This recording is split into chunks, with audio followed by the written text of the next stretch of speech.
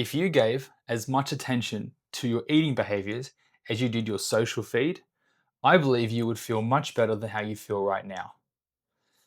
Ladies and gentlemen, welcome to Road to Greatness. My name is Elijah Citroni, and in this episode, I want to break down with you how I eat to achieve success.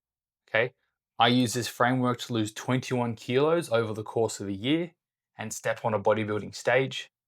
I use it to get my mind sharp when I'm presenting at gyms and learning and being the best version of me and continue to be the healthiest version of me at the same time. So, I want to touch on how my relationship with food has evolved, the frameworks that I use to build my meals, and last but not least, where I believe the best place is to start if you're looking to change how you eat or your current dietary patterns. That's a fancy way of saying if you want to change the way that you look at food, if you want to change the way that you build your plate or the food that you choose and the choices you make around food, this is where I believe would be the best place for you to kick things off. And so to get into it, I don't believe that any food is good or bad. What I do believe is that there are foods that make me feel better or worse. And food for me used to be a coping mechanism for stress. It was not uncommon for me to just have these uncontrolled episodes of eating where I would eat whole packets of Tim Tams. I would eat whole family boxes from fast food restaurants.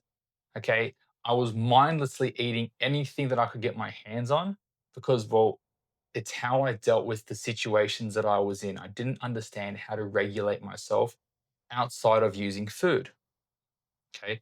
Like delivery apps were my best friend at some points. And it wasn't until I started training or understanding how I felt after eating something that I noticed how food made me feel. And specifically talking to the training, what I ate beforehand impacted how I felt in the session. And how I felt in the session impacted how I performed. And I started paying attention to what I ate because I wanted to perform well in the gym. And I also started to pay attention with my sleep because what I ate for dinner after I trained impacted how I slept that night. And so, after the past 10 years, more specifically and more intensely, over the past 5, I've rebuilt how I look at food.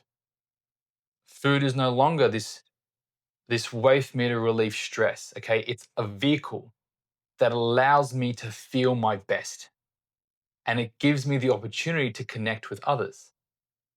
How many of us love going out to dinner or having a meal at someone's house where we're sitting around a table sharing food? It's a way for us to connect. And so, food is not only fuel. That's not my belief. I believe that food is an experience. And we can choose to have better or worse experiences depending on what we eat and who we eat it with. Now, I prefer to have enjoyable experiences with food compared to unenjoyable ones. And that goes for both what I eat and who I eat it with. But I'll keep it more in line with the food. And so, questions that I asked myself was, what foods made me feel good after I ate them? What foods fuel me well? How much do I feel like eating? And where and who am I eating this with? Those are a lot of the questions I started asking myself. And so take a mini audit of what you ate recently. Which foods made you feel good after you ate them? Which meals fueled you for the rest of your day? How hungry were you prior to eating? And did you take things too far at that meal? Okay. And what was your eating environment like? Was that chaotic at your desk while everyone's running around?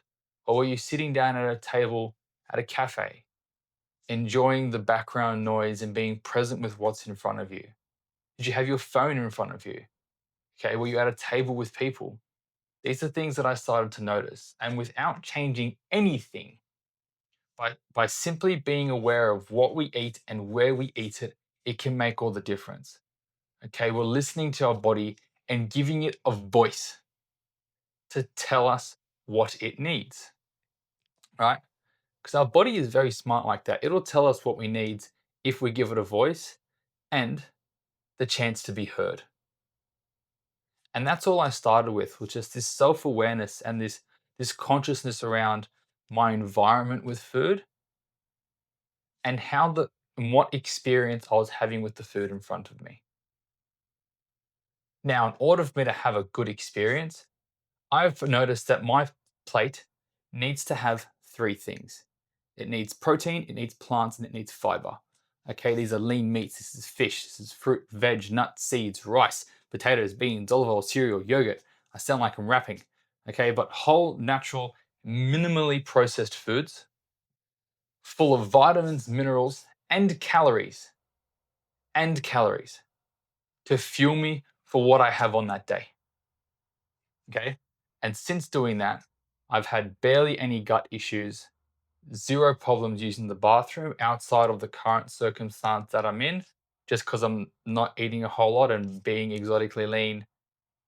That seems to be a symptom of mine where I don't have the luxury of going to the bathroom as often, but I never have this sudden energy crash after I eat. Why? Says, well, I choose not to eat foods that make me feel sluggish, lethargic, or groggy, and feelings that detract from my day, that pull attention away from what I want to focus on, and they make it harder for me to show up as my best self. Right? And so I've built an association between what I eat and how I feel. And I want to invite you to do the same. One of the best things I believe you can do to make your life easier is eat food that nourishes you rather than detracts from you. All right? That and getting to bed on time. Now, to be clear, I still enjoy eating things like cereals. I still have cordial, chocolate milk. I still eat gluten, right? Some takeaway and plenty of other bad foods, right? But for me, when I eat them, I feel good. Okay, they give me energy. I don't feel bloated or distended or have any of these other gut issues after eating them. And they don't take away from my experience.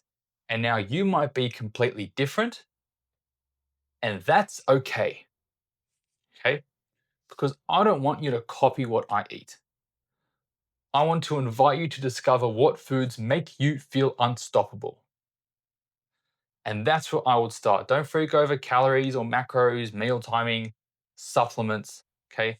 Explore all the foods that you like and all the foods that you eat typically and ask yourself, how did that food or how did that meal make me feel? And a few weeks of this, and you'll notice you have your own list of foods that when you eat them, they leave you feeling satisfied, okay, energized, right, and revitalized. All right. And so this list may grow over time, that may change, okay? And there isn't anything wrong with eating foods that are outside of this list. Not at all. Like I said, there is no good or bad food. It's understanding the consequences of our actions, okay? And so understanding that that's potentially a trade you're making where you eat this food and you might not feel great and say you're willing to make that trade, go for gold. For me, that trade's not worth it. For you, it might be. Rip in, okay? I'm sharing what I do because it has helped me, and I believe it may help you too. You see, because I am on a journey to get as many people being the best versions of themselves. And it's a bit hard to be the best version of yourself when you're feeling like shit. And this is one way that I have been able to change that. So I hope you got a lot of value from this episode. Share it with someone who keeps getting tummy aches or is trying to figure out what to eat. I'll be putting out another episode shortly, going over how to figure out how much you need to eat. Once you guys have developed an idea of what your list looks like, okay? And so until then, team, have a wonderful week. The next time we speak, we more than likely a reflection of my time on stage or my time going through this prep. And so I look forward to talking to you then, but always take care, and I'll chat to you guys soon.